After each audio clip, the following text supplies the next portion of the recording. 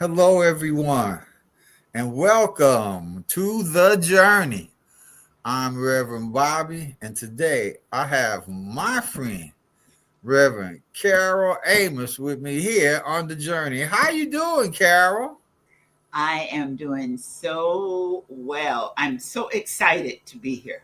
You are so excited to be here. Well, Mhm. I this is am. going to excite you even more because you get to talk about yourself and tell everybody who you are and whence you came from and what you be up to and doing. Okay. Well, I was born in San Diego, California, and I lived in California for 70 years before moving here to Honolulu, Hawaii. I got married in 2016. In fact, last Friday was our ninth anniversary. And after I got married, I went back to California to get things straight. And then about 4 or 5 weeks later, I moved here permanently, and I've been here ever since. I love it here. It really works for my spirit. It's a lot more calm than in Los Angeles, where I lived for 36 years before moving here. My husband left the body in August of last year, and we had a couple of celebrations of life for him because he was a person that really, really loved celebrations and he lived life fully. So we had an actual memorial service. Actually, it was a funeral at the Unity Church here in Honolulu. Mhm. And then about a month and a half later, we had a big celebration at the Hawaii Theater, and we had Hawaiian music playing, hula dancers, and we saw a video, and it was very, very nice. And I felt that it was a really wonderful culmination of his life with the things that he loved, which was hula and also Hawaiian music, ukuleles, and just having a good time. So it was a nice party and it was a nice send off. And Excellent. since then, actually before the last celebration, which was in October, then I woke up with an epiphany or some insight that I wanted to continue his legacy. And what came to me was Wally Amos Literacy Foundation. So, Because your husband was Wally Amos, famous Amos, Once Upon a Lifetime, yeah, Uncle Wally, and all those things he was to the all of whole world, right? it. Yes. Okay, continue on. So, and one of his loves, well, cookies was his first love, I think. And then literacy was his second love. And And I you were think, stuck in there in oh, between. is So, it? yeah. I was going to get to I that. think I You're might have so been, modest, girl. I might have been second or third, in place of his loves. We had an incredible relationship. Yeah. Yeah, it was good. I had not been married since 1970. And so for 46 years, I wasn't married. And then when I met him, I just knew right away that I wanted to be in a relationship with him, but I didn't know that I wanted to necessarily be married to him. But after we started talking, then 3 or 4 days later, he asked me to marry him. So I said, yeah, I'll do that. So So so how was the shift after 46 of kicking up your heels? When I would come out and pick you up in LA, you'd be like, we gotta listen to that because I'll be playing my gangster rap. And I said, this is the only place I listen to it. You'd be going, "Arr," and all those wonderful things when I would see you. How did that shift work for you? I wanted to be with him, and I knew that he was the perfect person for me. And so the shift was fairly easy because I just knew that he was the one. I Mm-hmm. knew it innately that he was the one. And I would tell him, I said, I've been waiting for you all of my life. He would say, really? And I said, yeah. I said, I didn't know it was going to be you, Yeah. but when you came into my life, I knew it was you. I remember when you told me that, and some people would say the woo woo, like with me and Denise when she walked in the room, just the energy. Now, I ain't even You turn know it. around and look at her, and myself tells myself, "They're your wife." Yep. And then on top of it, got a lot of sharing in her. Oh my God, help me, Jesus! But people think Yeah. it's woo woo, but that stuff is like It's the real. bomb real, isn't it? Yeah. It's absolutely real. I met, and I'll give you some backstory. Bobby knows the story, but I'll give everybody the I'll pretend backstory. like I'm just silly. Okay. I'm not to pretend too hard. You know that, but don't tell on me. Okay. So I met Wally January 22nd, 2016. That's almost like a birthday present. It was because I came here to Hawaii for my birthday to hang out with Jack Bomar. Mm, mm, mm. And I wanted to go to France and Italy, but no one wanted to go with me, and Mhm. I didn't want to spend my birthday by myself in a foreign country, in two foreign countries.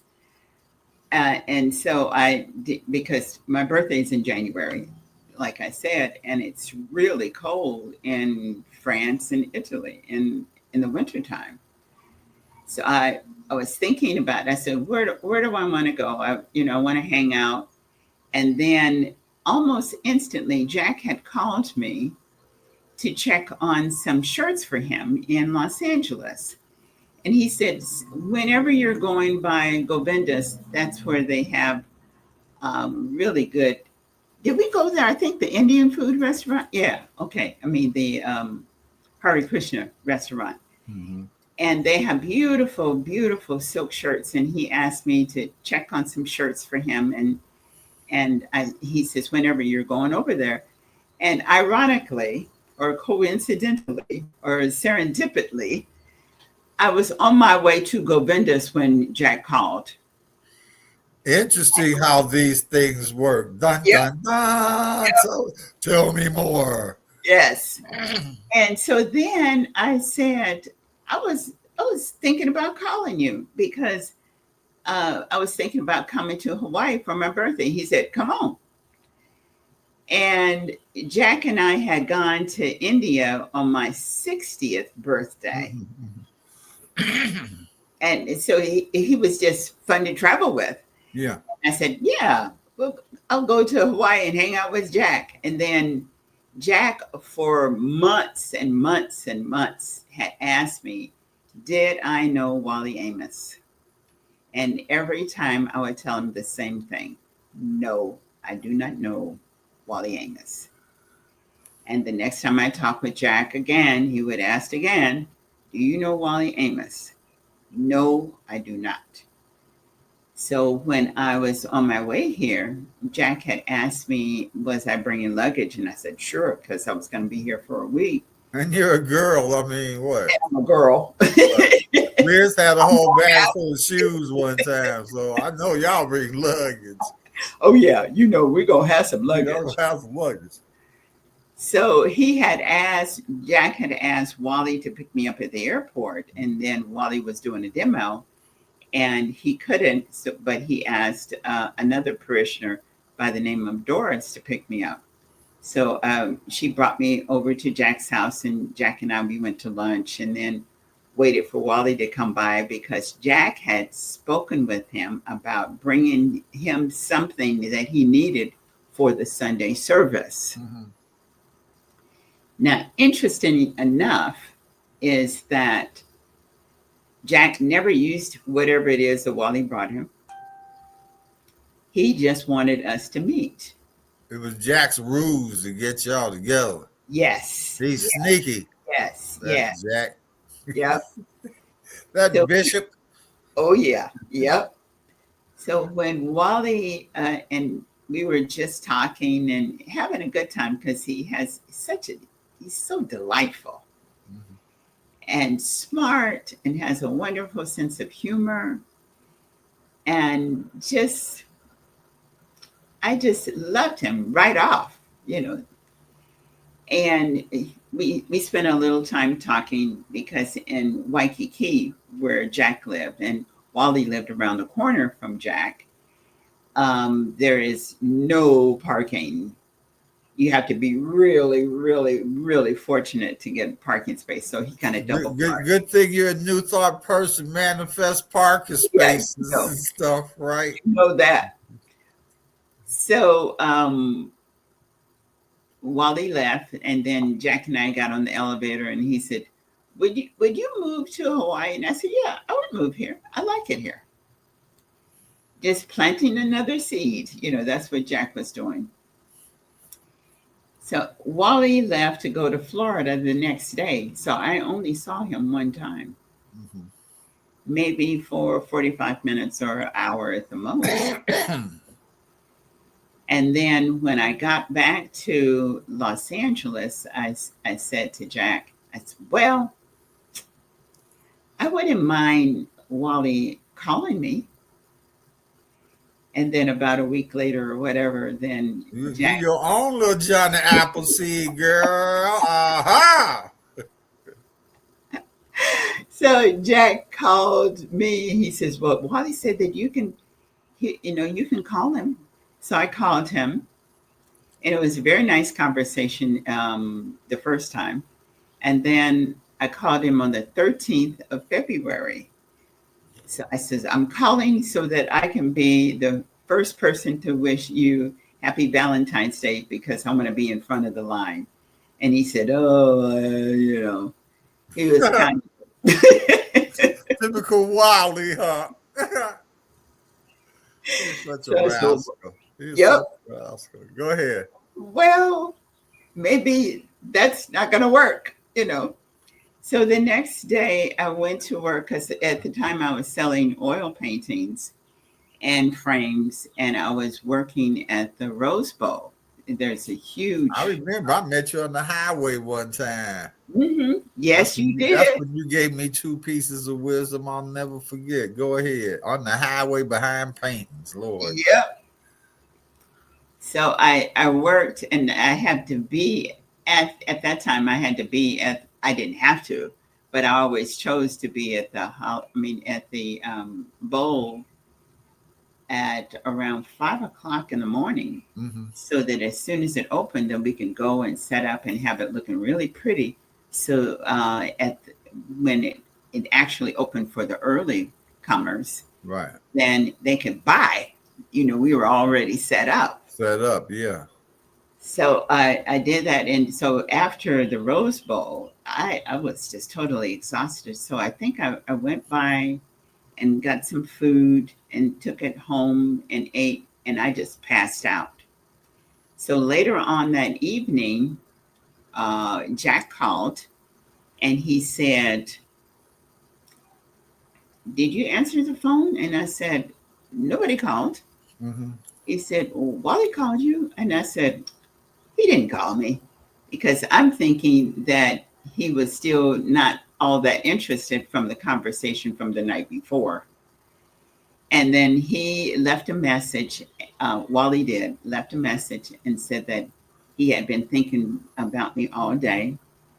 And then he started singing, "You're always on my mind." I said, Ooh, baby, bye. "Oh, baby, baby." That had a girl once you sang to him. That's it.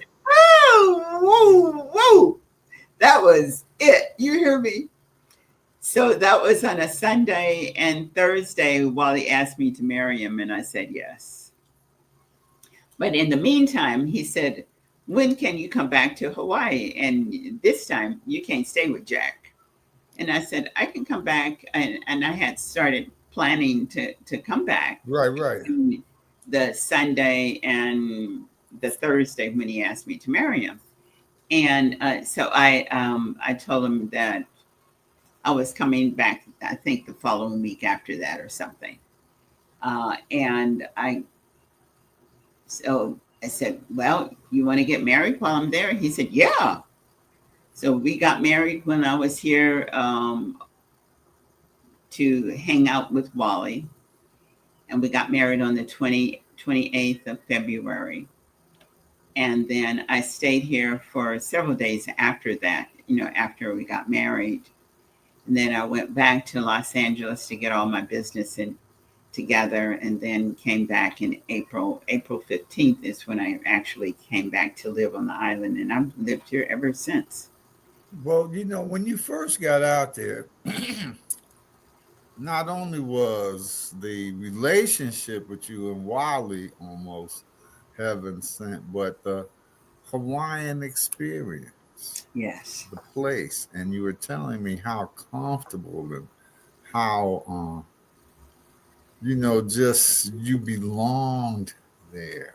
How Mm-hmm. has that played along this time that you have been there, with Wally and since he's been gone? This feels like it, being here feels like it was made for me to be Mhm, here. mhm. And this is Well, I such, mean, a true paradise for you.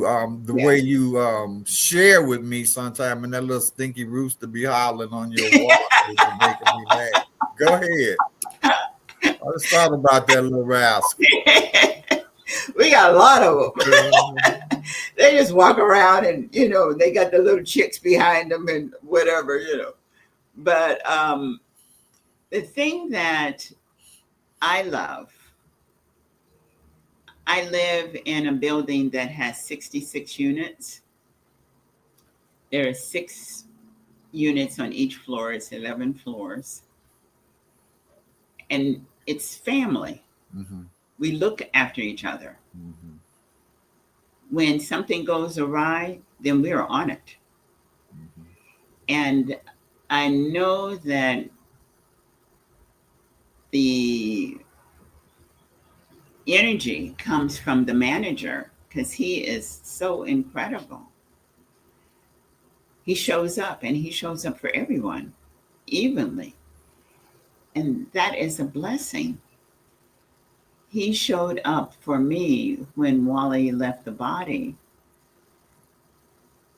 and the paramedics had been here, and the fire department. Here in Hawaii, the firemen usually get to the scene faster than the ambulance. And they come in and they're ready to start working. They bring in their bag with all of the things to press on the heart and all of that. They're ready. They're experienced. And then the paramedics come, and then they'll give them usually the vitals and all of this. So they had started working on Wally before the paramedics came. So when the paramedics came, I believe probably Francisco let them up because you need a key fob to get upstairs. And then after Wally was pronounced, his shell had left the body.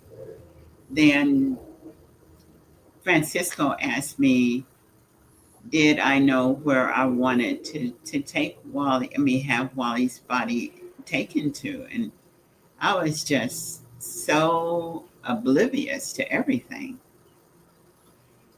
And fortunately or unfortunately enough, Francisco had just buried his cousin 2 weeks before. So he had called all of the cemeteries all over the island, and he was able to advise me because I was in shock, really. Yeah. I knew from the day before that his body was shutting down. And I said that there's 4 or 5 nurses in the building. Yes. So one of the nurses, that she's an ER nurse, I said, Tanya, I think Wally's body is shutting down. And she says, Auntie, what's going on? And I said, well, he's not pooping and he's not shishiing.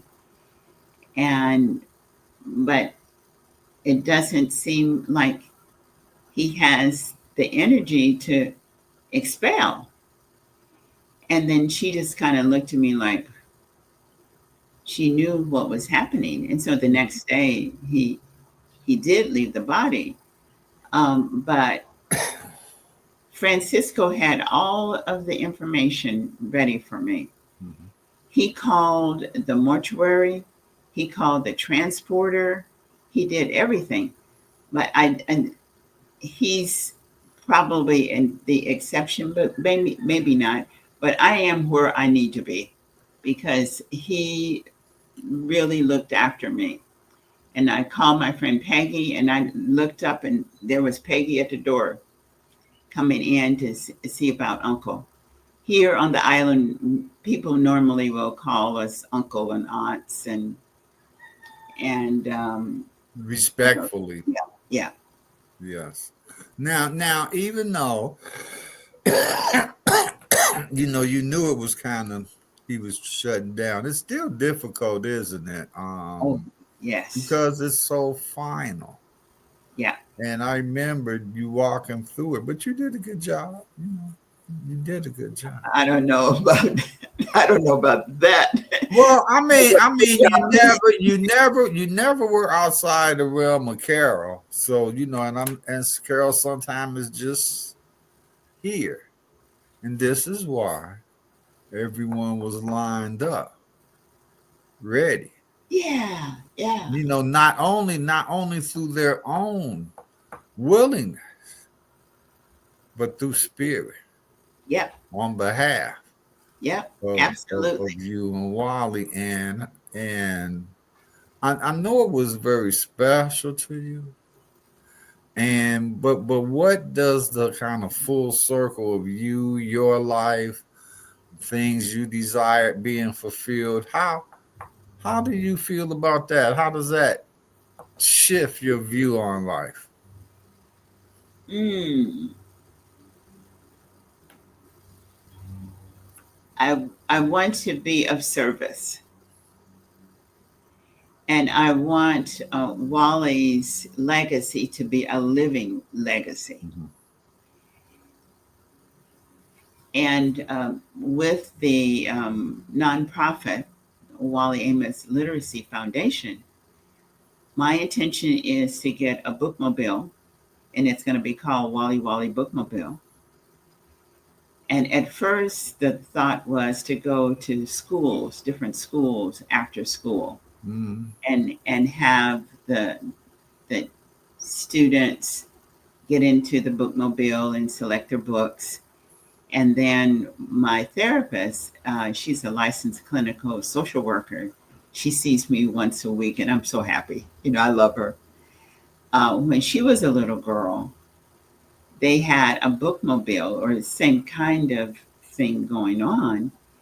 And she said that when she read the book and she did a little report, then they would give her a coupon to get a pizza, individual pizza. And I said, oh, that is great. So that started me thinking about what kind of gifts could I give to both children and their parents, Yeah, yeah. because there is a lot of illiteracy here in adults. Mhm. A lot of them come from the different Polynesian islands Mhm. for medical reasons, Mhm. and they really do not have a really good handle on English, either reading, writing, or understanding it. So, what I'd like to do is be able to help them with applications. Oh, but let me just tell you this: instead of going to schools, which they have massive libraries in all of the Yes. schools, then the intention is to go to houseless shelters that accommodate families. No, that's That is nice. that's That's nice. That's nice because that's extending the coverage. That's yes, nice because I worked in the homeless ministry with Casey for 18 years, and sometimes Little things are forgotten about. I know, like just the kids having access to books and things like that, and just having simple things for school, paper, pen, book bags, and stuff is overlooked because we just think everything is normal. But what a wonderful, wow, what a wonderful group of people to serve. Yeah, I'm really excited. Uh, Now, Ken Hughley, who did the food, and I wanted to have all of Wally's favorite food when we go to his restaurant. He did the catering for the memorial service, the celebration of life, and I talked with him.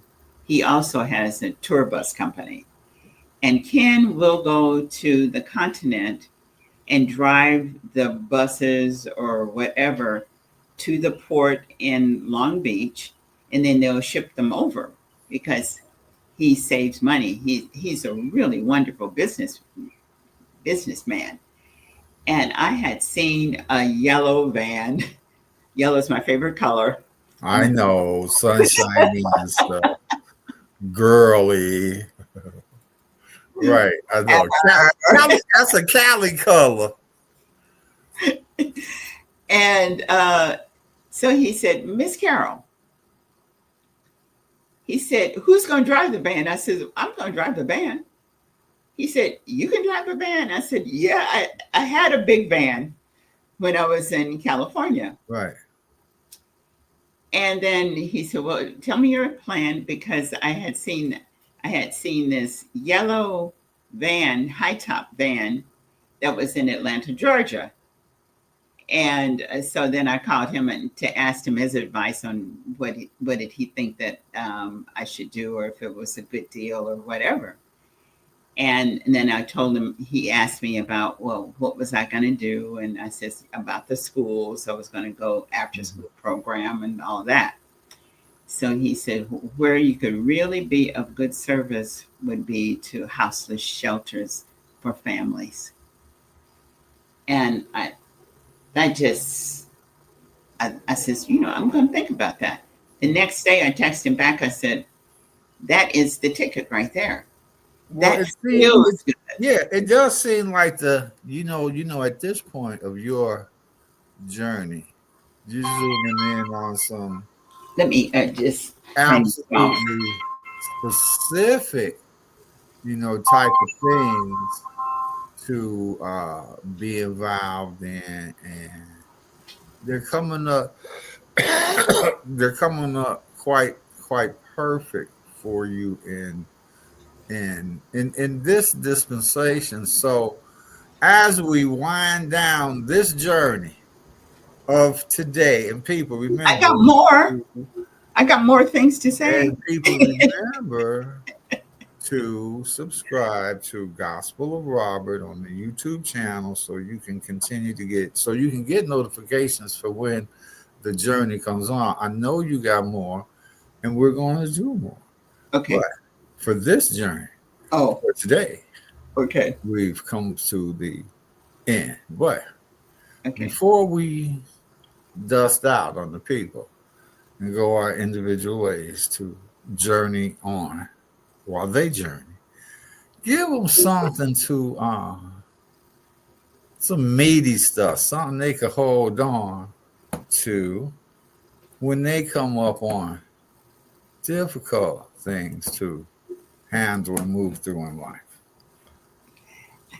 I would say to be really mindful about who is in your space.